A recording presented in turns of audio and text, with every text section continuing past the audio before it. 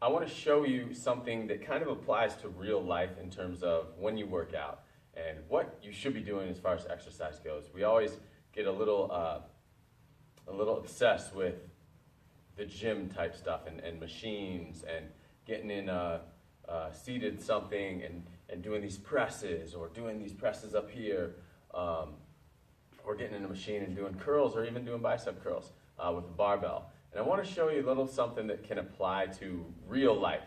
So in real life, we pick things up and put them down, but we don't necessarily do that forward and backwards, right? Or up and down. We don't necessarily pick something up and put it right here, unless we have like a baby or a dog that's right there. You might not be able to see him, and we're just like, oh, you know, and say, hey, you're so cute, man, woo, woo. And we don't really do that in real life besides that. Right? If you think of anything else you do, any sort of household chore or any sort of moving thing, you're actually moving in more than one direction, right? You're picking something up and putting it in a shelf, or putting it on top of something, or like in an airplane, right? You're picking up your luggage, right? And you may pick it up here, but then you turn it here, right? Pick it up, and then you put it up there, right? So I'm going to show you something that can kind of simulate those types of things. So we're actually training with real life movement. So right now I've got a surge here. This little guy here is filled with water. So I filled it past a point to where this is about 45 pounds. So you can fill it up with whatever. You can fill it up with 10 pounds, you can fill it up with 20, and I think it goes up to, you can fill it up and it gets to 60 pounds. But what I want to show you is something that kind of makes sense in terms of real life.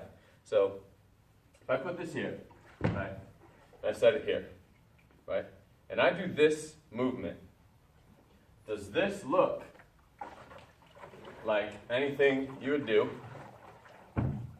in real life? Yeah, it really does.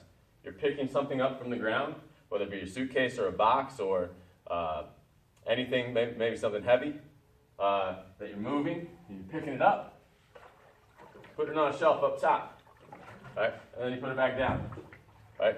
That is real life training, right? And things like that are the things we need to concentrate more on because they're going to carry over into real life. Yes, we like to do things that will help us have better looking muscles and help us be aesthetically pleasing. And those are all well and good, and this does that as well. The only thing this does better is that it trains you for real life. So we actually are able to move rather than this robotic type stuff up and down and forward and backwards. Right? Those things are great and they get in shape, but when it comes to actually moving stuff, that's why you pull the back muscle when you pick something up. You know, instead of deadlifts, you know, like people talk about deadlifts and they're like, oh, it's real life carryover. Not exactly, because we don't ever pick anything up like this. Right? We don't ever pick anything up like this. We generally pick something up like this, and like these legs aren't stable and they're not straight and they're not even.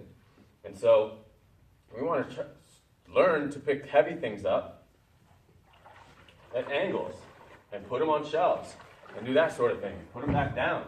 Right? So when we do it in real life, let's say you can't reach that thing. Let's say it's over here. Right? You're not going to go like this and like that and grab it in your deadlift pattern. You're going to go like this.